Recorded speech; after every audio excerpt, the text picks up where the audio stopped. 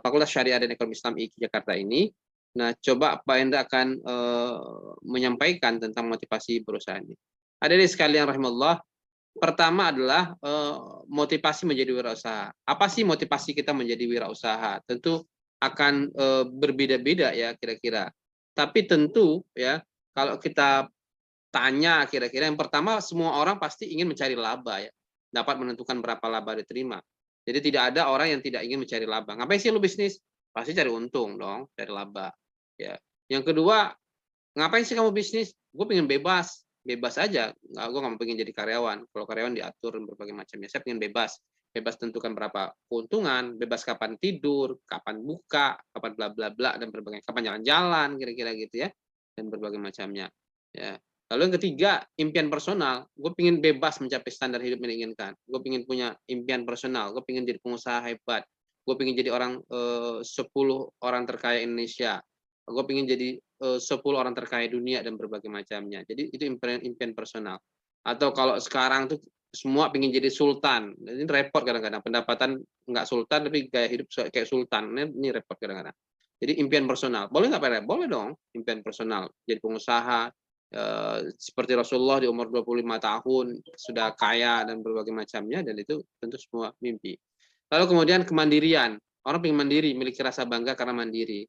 Ya, SPP sekolahnya dia bayar sendiri dari hasil usahanya, ya, jalan-jalan dari hasil sendiri, naktir teman juga dari hasil sendiri, bukan dari orang tua dan berbagai macamnya. Nah, motivasi berwirausaha konvensional itu selalu ya mencapai kesuksesan hidup, menolong orang lain, menjadi orang mandiri, ya, pengakuan orang lain, meneruskan orang tua, ya, sambilan. Nah, ini tentu macam-macam kira-kira sambilan lebih luas lagi dibandingkan yang tadi. Sambilan sebagai pekerjaan utama, ketiadaan alternatif lain, mengisi waktu luang, memanfaatkan teman, dekat, relasi, hobi dan berbagai macamnya. Ya, mencapai kesuksesan hidup. Pasti semua orang ingin sukses. Yang kedua, menolong orang lain. Ya, jadi kadang-kadang ada orang dagang itu karena ingin nolong orang lain, ternyata hoki juga kira-kira gitu ya. Nah, akhirnya kemudian dia dagang terus. Menjadi orang mandiri ya, mandiri seperti apa yang diceritakan tadi. Pengakuan orang lain. Kerjaan lu apa sih? Pengusaha. Lebih keren kira-kira ya. Ya dan ya pengakuan lah kira-kira. Lalu lu meneruskan bisnis orang tua. Ini banyak sekali kadang-kadang ya. Kenapa sih kamu dagang? Nerusin bisnis orang tua aja. Dan saya lihat banyak di Tanah Abang, di tempat itu bahkan ada S2, S3, dia dagang gitu kayak Pak Hendra gitu. Nggak malu gitu nerusin bisnis orang tua. Gitu. Jadi biasa aja sih. Lalu kemudian sebagai sambilan, sebagai pekerjaan utama, ya sambilan, sambil kayak Pak Hendra lah, sambil dosen, sambil dakwah, sambil dagang. Ya, tapi kalau kemudian dilakukan fokus, tentu akan lebih bagus juga kira-kira. Lalu kemudian ketiadaan alternatif lain, nggak ada alternatif lain kira-kira, akhirnya dagang terpaksa kira-kira. Tapi karena terpaksa akhirnya jadi berdagang. Lalu kemudian mengisi waktu luang, ya mengisi waktu luang karena nggak ada, ya mengisi waktu luang saja, ya sisa-sisa waktu ada juga yang demikian. Lalu memanfaatkan teman dekat atau relasi, ya karena temannya pedagang akhirnya dia ikut dagang. Lalu karena hobi ini menjadi sangat penting. Kalau hobinya kuliner, bisnislah kuliner. Kalau hobinya passion, bisnislah passion. Kalau hobinya buku, bisnis buku dan berbagai macamnya. Ada sekali rahimahullah. Nah, dalam Islam sama nggak kira-kira motivasi berusahanya antara Islam dengan konvensional atau kebanyakan orang? Ya tentu akan berbeda. Saya kalau ditanyakan ada yang ditanyakan sama saya, kenapa sih Pak Hendra sudah doktor? Enak dong mondok di kantor. Ya seperti ini pakai dasi, rapi, kira-kira gitu dibandingkan saya harus jalan-jalan ke Tanah Abang, ke Jatinegara, pasar pagi, nenteng barang, mikul barang dan berbagai macamnya, ya. Letih, capek dan berbagai macamnya, ya.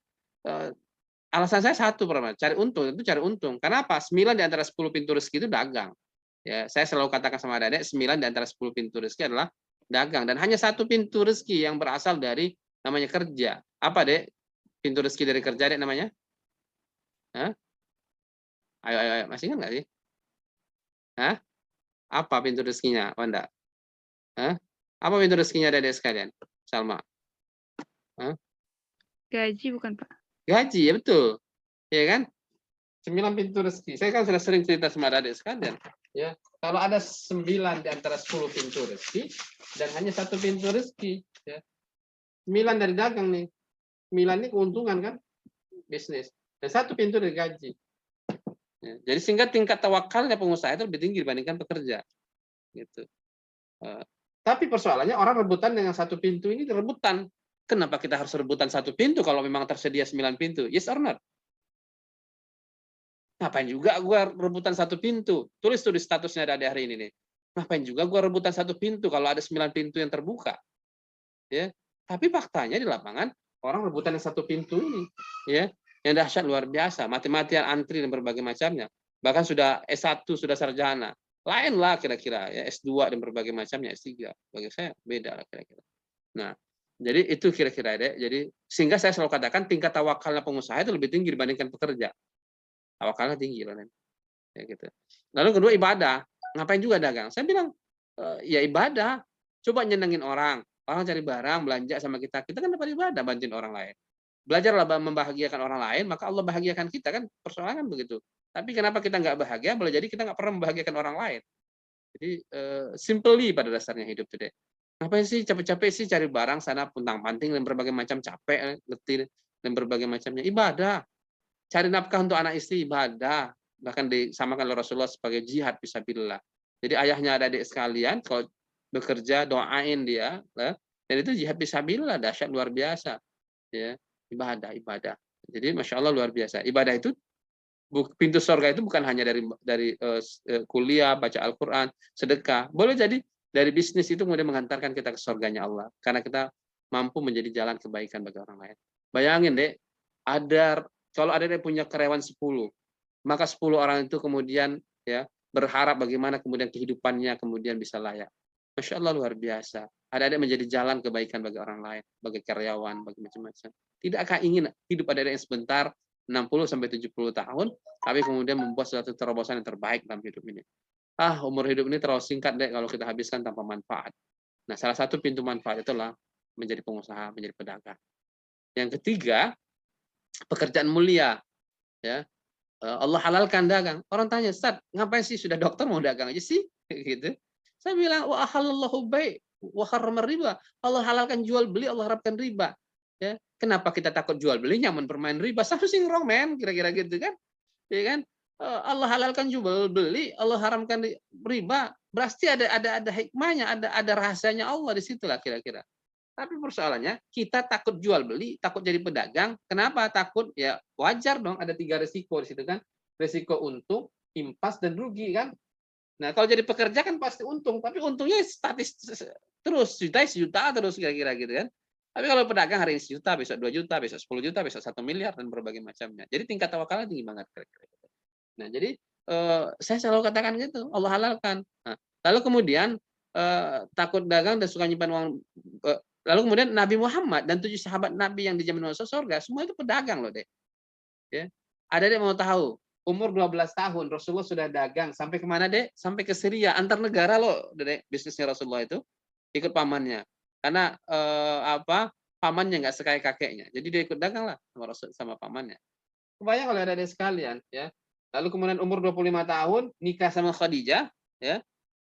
Mas kawinnya apa? Onta miliaran, Dek. Masya Allah luar biasa nih. Ini tersinggung nih yang mas kawinnya biasa-biasa. Tapi jangan juga kata Pak Hendra mas kawinnya kayak Rasulullah deh. Jangan juga memberatkan suami nanti nggak boleh ya. Jadi kira-kira gitu ya. Jadi ini Masya Allah luar biasa. Kalau dikasihkan itu menunjukkan bahwa Rasulullah kaya di usia muda deh. Sampai kapan Rasulullah? Umur berapa tahun sebelum 40 tahun itu Rasulullah stop dagang 2 tahun atau sebelumnya menurut berapa sirah Nabawiyah. Nah, anggaplah 27 tahun ya Rasulullah dagang, ada mengatakan 27, ada yang 28 ya. Nah, berapa lama Rasulullah menjadi Rasul? Itu dari 40 tahun sampai 63 tahun. Berarti cuma 23 tahun. Lebih lama Rasulullah menjadi pedagang atau menjadi Rasul? Pedagang. Nah, lalu kenapa kita takut dagang? Saya bilang, saya ingin nyontoh Rasulullah, makan kayak Rasulullah, minum kayak Rasulullah, beribadah kayak Rasulullah. Giliran dagang nggak punya dagangannya, kayak kira-kira 100% kayak Rasulullah nggak kira-kira? Ayo jawabin, jangan bingung dong. Ya, kan?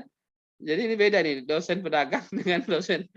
Saya mengatakan ini apa yang saya lakukan kira-kira gitu. Jadi real man kira-kira gitu. Sudahlah ya, minimal satu rumah tangga muslim, satu orang pengusaha. Lebih banyak pasti lebih bagus. Kenapa Pak Hendra? Iya, semakin banyak sedekahnya, zakatnya, wakafnya dan berbagai macamnya. Oke, lalu kemudian mata pencarian yang bagus itu ya mata orang bekerja dengan tangannya dan setiap jual beli yang bersih. Dan itu di hadis Rasulullah, lalu kemudian surat Taubah, kerjalah, i'malu dan berbagai macamnya. Nah, bagaimana cara memotivasi diri kira-kira gitu? Ada orang bertanya, Ustaz, bagaimana cara memotivasi diri ya? Nah, jadi motivasi diri itu sederhana pada dasarnya ada sekalian. Jadi yang pertama adalah tetapkan target kita dan siapkan sebuah hadiah bagi diri kita seandainya berhasil mencapai target kira-kira gitu. Jadi tetapkan, ini kalau gue punya bisnis sekian, gue punya target, maka apa nih kira-kira hadiahnya ya, dan berbagai macamnya ya. Jadi itu salah satu cara memotivasi diri. Jadi ya, umpama tahun ini gue punya target bisnis berapa ratus juta, gue pingin umroh gue pingin apa, jalan-jalan ke Turki gue pingin jalan-jalan ke Korea gitu, macam bla bla bla. Lalu cari tokoh anutan yang bisa dijadikan teladan. Siapa sih panutan Adik? Kalau saya semenjak muda, tokoh yang selalu saya jadi panutan adalah Abdurrahman bin Auf. Kenapa Abdurrahman bin Auf, Pak Indra? Iya, dunia itu sudah sama dia. Surga dia masuk surga lagi. Itu kan keren Abdurrahman bin Auf kan. 10 di antara sahabat Nabi di masuk surga, Abdurrahman bin Auf. Kenapa saya selalu mengidolakan Abdurrahman bin Auf? Bayangin tuh ketika diajak hijrah ke Madinah, Abdurrahman bin Auf tinggalin tuh barang dagangannya di Mekah. Kira-kira mau nggak ente kira-kira lagi sukses terus suruh tinggalin? Nggak mau kan? Abdurrahman bin Auf pergi aja sama Rasulullah. Sampai di Madinah nggak punya apa-apa, tapi kan masih punya bakat dagang kan. Ketemulah namanya Sa'ad bin Rabi, seorang Ansor yang kaya, punya istri banyak kira-kira. Lalu dia tawaran gini, ya Abdurrahman bin Auf, dia bilang, ambillah satu di antara istri gua nih, kira-kira lu pilihlah kira-kira, lu kan belum nikah nih kira-kira gitu. Habis itu ambillah sebagian daripada harta saya ini. Kira-kira ada nggak orang hari begini nih yang mau ngasih duit, lalu ngasih harta, lalu ngasih istrinya kira-kira? Masih ada nggak kira-kira? Ada kan? Itu hebatnya sahabat-sahabat Rasulullah, sahabat Ansar pada masa itu. Tapi ada nggak orang yang nolak kayak Abdurrahman bin Auf? Kata Abdurrahman bin Auf, makasihlah friend, semoga Allah memberkahi keluargamu dan hartamu. Nggak usah repot-repot lah. Gue masih mental pedagang lah kira-kira, pedagang Mekah kira-kira gitu. Apa kata Abdurrahman bin Auf?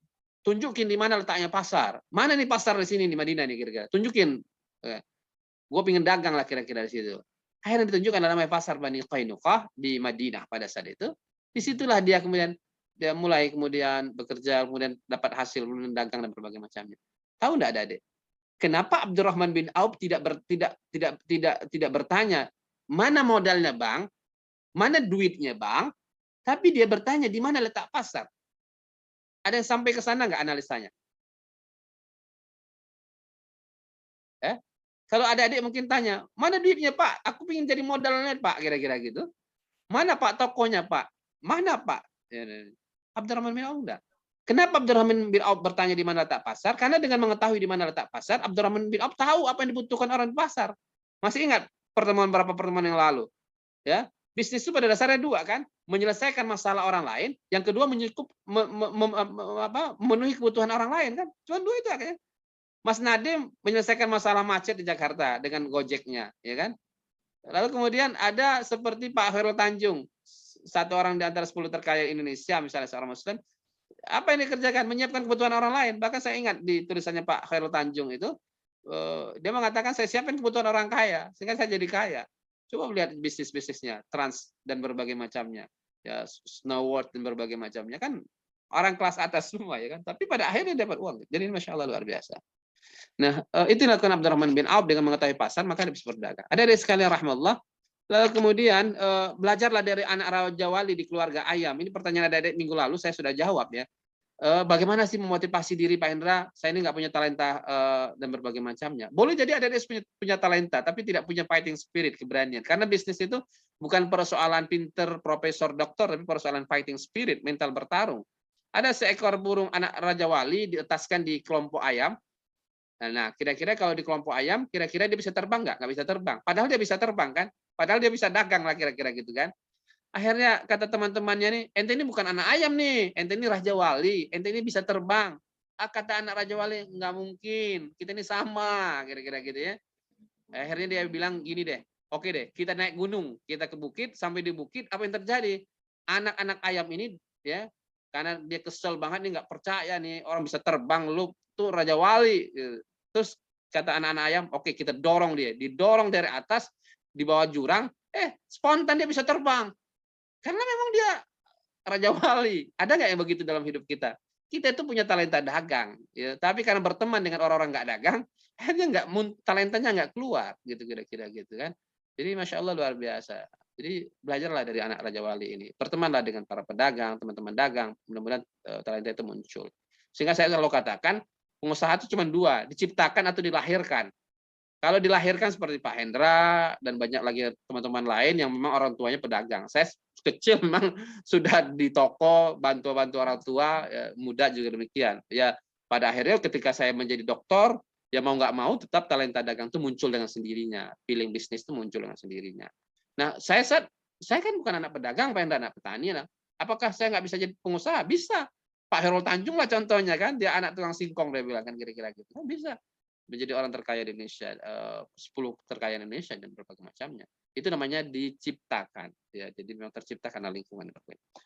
Entrepreneur is being process is not to be. Jadi menjadi seorang entrepreneur itu adalah proses, tidak seperti membalikkan tangan langsung jadi pengusaha, tidak. Ya, tentulah proses lah.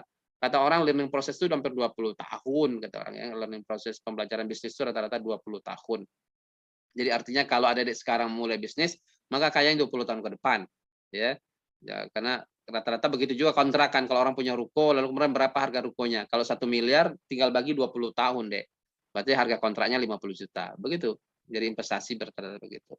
Nah, kebayang oleh kita kalau nggak mulai sekarang, maka kalau mulai ada namanya penyesalan 30-an. Orang menyesal di usia 30, kenapa nggak bisnis? Akhirnya apa yang terjadi kemudian? Yang terjadi kemudian ketika dia tidak bisnis, nyesel 30 berarti kayaknya di umur 50. Dalam ilmu kesehatan, penyakit itu keluarnya di umur 40. Jadi habislah untuk pengeluaran. Jadi mulailah sekarang deh. Jangan hindari dua kata-kata yang Pak Enda selalu katakan, jangan pakai tapi, jangan pakai nanti ya. Tapi apa kata orang? Nanti aja semester 7, semester 8, semester 10 bla bla lah kira-kira. Oke, lalu menjadi pengusaha adalah proses, tidak tiba-tiba menjadi pengusaha sukses. Lalu kemudian pekerja versus pedagang, mana lebih menarik?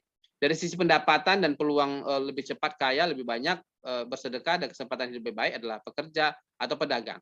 Kita ambil hitung-hitungannya deh. Nah, pekerja anggaplah gajinya 2 juta per bulan. Kali 12 bulan sama dengan 24 juta. Kali 10 tahun 240 juta. Nah, 20 tahun ya 480 juta. Nah, sedangkan pedagang ya 10 juta per hari. Ya, 10 juta per bulan. Kali 12 bulan 120 juta. 10 juta itu gimana cara dapatnya Pak Indra? Gampang pada dasarnya. Kalau adik-adik punya dagangan cilok atau apa 1 juta misalnya gitu, maka kalau untungannya 30% kan 300.000 per hari itu. 300.000 kali 30 hari berapa deh? 9 juta kan? Iya enggak? Jadi jangan ente sembarangan abang-abang jualan di depan kampus bla bla bla itu. Boleh jadi gayanya sederhana tapi pendapatannya luar biasa. Gitu ya. Nah, 9 juta, anggap 10 juta ya kan? Itu ke 10 juta kali 12 bulan, 120 juta kali 10 tahun 1,2 miliar ya, 20 tahun 2,4 miliar deh. Jadi dasar luar biasa. Ayo, mana lebih cepat kaya? Dagang. Enjoy aja lah, enjoy life gitu. Ya deh, dari sisi itu kita tahu ya. Jadi kenapa kemudian yang dicari adalah parah yang pengusaha, bukan parah yang ustazah kalau mau bangun masjid. Karena duitnya parah pedagang lebih banyak gitu kira-kira gitu ya. Oke ya. Nah, ini diasumsikan cash flow pedagang rata-rata 1 juta per hari dengan keuntungan 30% per hari, 30 hari 9 juta. Lalu bagaimana kalau cash flow-nya 10 juta per hari, 30%, 3 juta, Dek. Kali 30 hari 90 juta. Nah, lebih besar bandingkan gajinya Pak Jokowi presiden. Jadi bupati hanya 20 juta. Nah, bebas ya kan? 1 sekian miliar bla bla. Oke lah. Rata-rata orang panik, pensiun, panik dan pusing karena biasa dilayani, dapat gaji banyak ya dan berbagai macamnya. Lalu ketika sudah tua, dia bingung nih. Habis kerja umur 60 kan pensiun misalnya kan gitu. Mau kemanain duitnya? Baru dia mulai dagang tuh. Yang namanya dagang, nggak pernah dagang, cuma melayani, akhirnya tekor. Stres nggak kira-kira? Stres gitu kira-kira gitu.